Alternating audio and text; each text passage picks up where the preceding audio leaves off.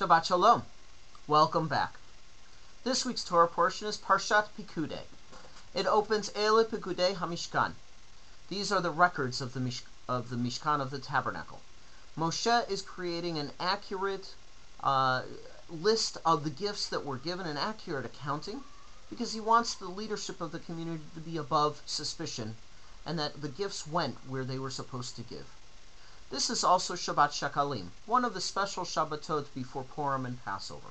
The Maftir Aliyah speaks of the half shekel that each Israelite donated in order to support the community. So the theme that runs through our Torah portion this week is tzedakah, or charitable giving.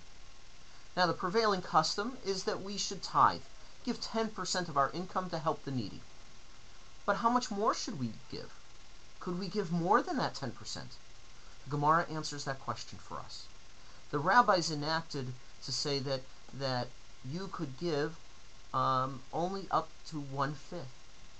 As the Gemara says, the Talmud says, "Ha-mivazbez al yivazbez yoter mechumash," that you only may lavish up to a fifth of your income.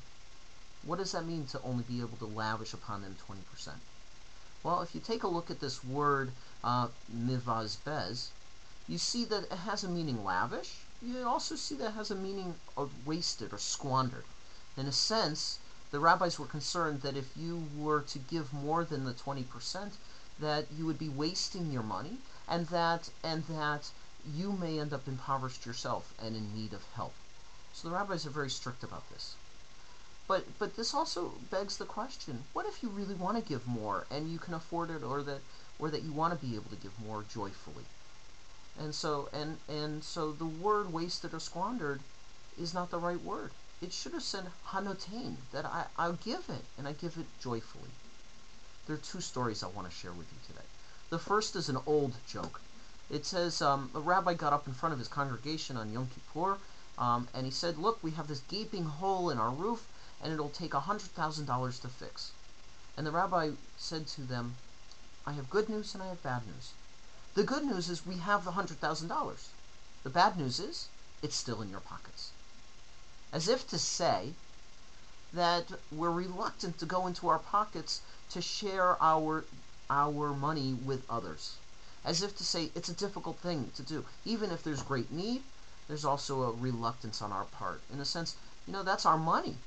We've made it ourselves. We've worked hard. We've earned it ourselves. And in a sense, it feels as if somebody's stealing from us. That's what the rabbis were talking about when they say ha-mivazbez, that it's squandered or wasted. But the Baal Shem Tov, the founder of Hasidic Judaism, comes along and he says, look, there's another way for us to look at this. Tzedakah is something that should be given joyfully. It should be a joyful experience to give, because we're sharing blessings. The second story I want to share is actually not so much a story, but a mental game that I work on when I'm on my way back from Philadelphia and I cross over the Walt Whitman Bridge and I see the Mega Millions billboard sign. Sometimes it's small, sometimes it's large. I mean, $12 million is still a large amount, but I think, what if there were $100 million? What would I do? And I play this game with myself to think about, well, I take care of my family, take care of college educations. I would set up trust funds. I would give tzedakah to my favorite Jewish causes to ensure that they get the help that they need. Because I know certainly as a nonprofit, it's important to have those funds. In a sense, I would give it joyfully. I would be anxious and eager to help others because I could. And this is the two ways that we have to look at how we give tzedakah. On one level, we can be reluctant to take it out of our pocket, feel as if someone's stealing from us, or we can give joyfully, to understand that our wealth is something that drops out of the sky, like winning the lottery. That would be a gift to me from God, a blessing, that I would have the responsibility to distribute such wealth. So, and that's what the Baal Shem is teaching. Baal Shem Tov is teaching us that we can look at giving tzedakah, the wealth that we have, as if it's a gift from God, and that we have a responsibility to distribute it in an appropriate and right way, and to do so with joyfulness. In a sense, it's God's vote of confidence that we will do good with it. We will do good with it for ourselves and for the world. So I encourage you this week to think about when you are given opportunities to give tzedakah, how will you give?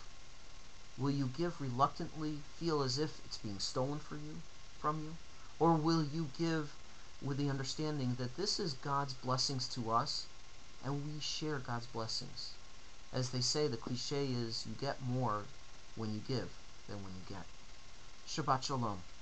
I invite you to shul this week. I invite you to get active at Beth Judah. Go to our website to see what's going on and what's happening. And I'll see you next week. Bye-bye.